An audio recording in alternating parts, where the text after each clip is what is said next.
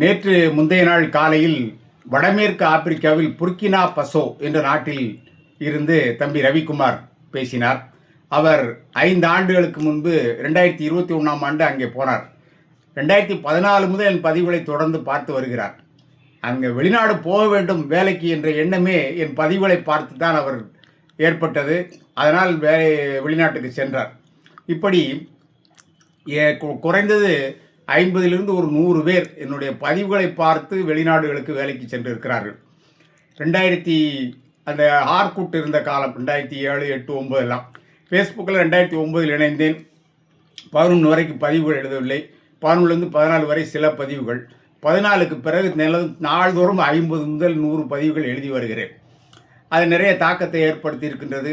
Canada நாட்டில் 10 லட்சம் பேருக்கு குடியுரிமை கொடுத்தார்கள். அதை தொடர்ந்து எழுதினேன். அதில் சிலர் குடியுரிமையை பெற்று போனார்கள். 2019 வரை அதில் 4 லட்சம் பேர் இந்தியர்கள் குடியுரிமை கிடைத்தது. அடுத்த 10 லட்சம் பேர் குடியுரிமை தருவதாக சொன்னபோது தான் இந்திய அரசுக்கும் அவங்களுக்கும் மோதல் இதாகி போச்சு. இந்த தம்பி ரவிசங்கர் பேசி அது ஏற்கனவே முன்னே பேசி பதிவு எழுதியிருக்கிறேன். அன்று பிற்பகலிலே வியட்நாம் நாட்டிலிருந்து தம்பி சதீஷ் அழைத்தார். அவர் ராஜபாளையத்துக்காரர். அவர் லாவோஸ் நாட்டில் 9 ஆண்டுகள் இருந்தவர். பொதுவாக நம்ம பையங்கள்லாம் மேற்க தான் போவாங்க. லாவோஸுங்கிறது இந்த நாடு தாய்லாந்து, கம்போடியாவுக்கு அடுத்து பக்கத்தில் இருக்குது. தமிழ்நாடு 1,30,000 சதுர கிலோமீட்டர், லாவோஸ் 2,37,000 சதுர கிலோமீட்டர். ஆனால் 2018 மக்கள் தொகை அங்கே 70 லட்சம். இப்போ 1 கோடி இருக்கலாம், அவ்வளோதான். தமிழ்நாட்டை விட 2 மடங்கு பெரிய நாட்டில் 1 கோடி, தமிழ்நாட்டில் 8 கோடி பேர் இருக்கும். அப்போ அந்த நாடு எப்படி காடாக கிடக்கும், அங்கே எவ்வளவு இயற்கை வளங்கள் இருக்குது, மேகாங் ஆறு பாயுது, இப்படிலாம் இருக்கிறது. இப்படி உலகத்தில் 2011க்கு முன்பே என்னை சென்னையில் அலுவலகத்தில் சந்தித்த 38 நாடுகளில் வேலை பார்க்கின்ற அங்கே போய் வந்த தமிழர்களை பேட்டி எடுத்து இந்த புக் எழுதியிருக்கிறேன். இதில் வைரமுத்து கூட இதை பாராட்டி எனக்கு பாராட்டு சொல்லியிருக்கிறார். 5 பேர் சொன்ன பாராட்டு, கோமிக்கு சுரதா, வள்ளிக்கண்ணன், பிறகு தமிழ் வச்சுத்துறை ராஜேந்திரன், அப்படியெல்லாம் பல பேர் சொன்ன பாராட்டுகள் எல்லாம் இதில் இருக்கின்றன.